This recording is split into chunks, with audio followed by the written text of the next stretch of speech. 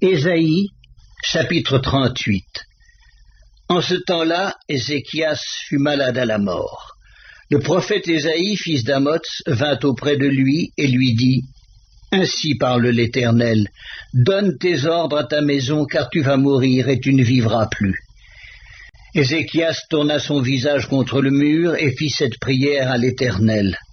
« Ô Éternel, souviens-toi que j'ai marché devant ta face avec fidélité et intégrité de cœur, et que j'ai fait ce qui est bien à tes yeux. » Et Ézéchias répandit d'abondantes larmes.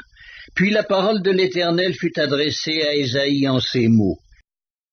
« Va et dis à Ézéchias, ainsi parle l'Éternel, le Dieu de David ton père.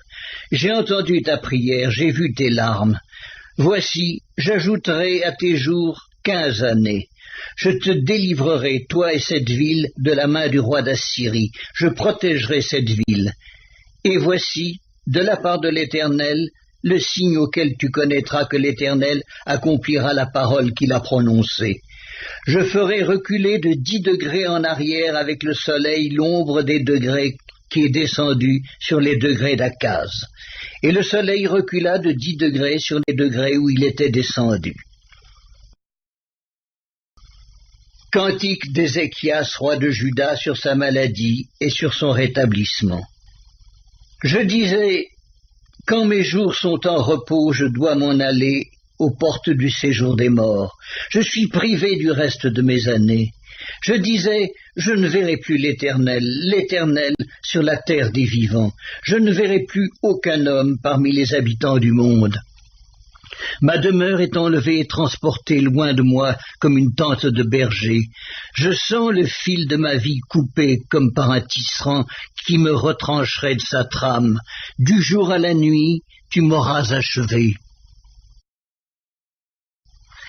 Je me suis contenu jusqu'au matin. Comme un lion, il brisait tous mes os. Du jour à la nuit, tu m'auras achevé. Je poussais des cris comme une hirondelle en voltigeant. Je gémissais comme la colombe.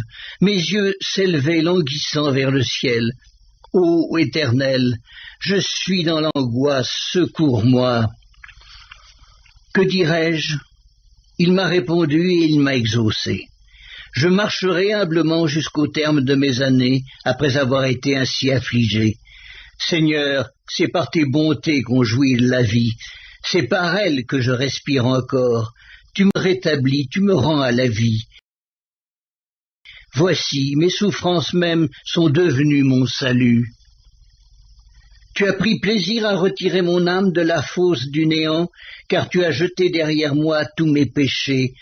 Ce n'est pas le séjour des morts qui te loue, ce n'est pas la mort qui te célèbre. Ceux qui sont descendus dans la fosse n'espèrent plus en ta fidélité. Le vivant, c'est celui-là qui te loue, comme moi aujourd'hui. Le Père fait connaître à ses enfants ta fidélité. L'Éternel m'a sauvé. Nous ferons résonner les cordes de nos instruments tous les jours de notre vie dans la maison de l'Éternel. Ésaïe avait dit qu'on apporte une masse de figues et qu'on les étende sur l'ulcère, et Ézéchias vivra. Et Ézéchias avait dit, à quel signe connaîtrai-je que je monterai à la maison de l'Éternel ?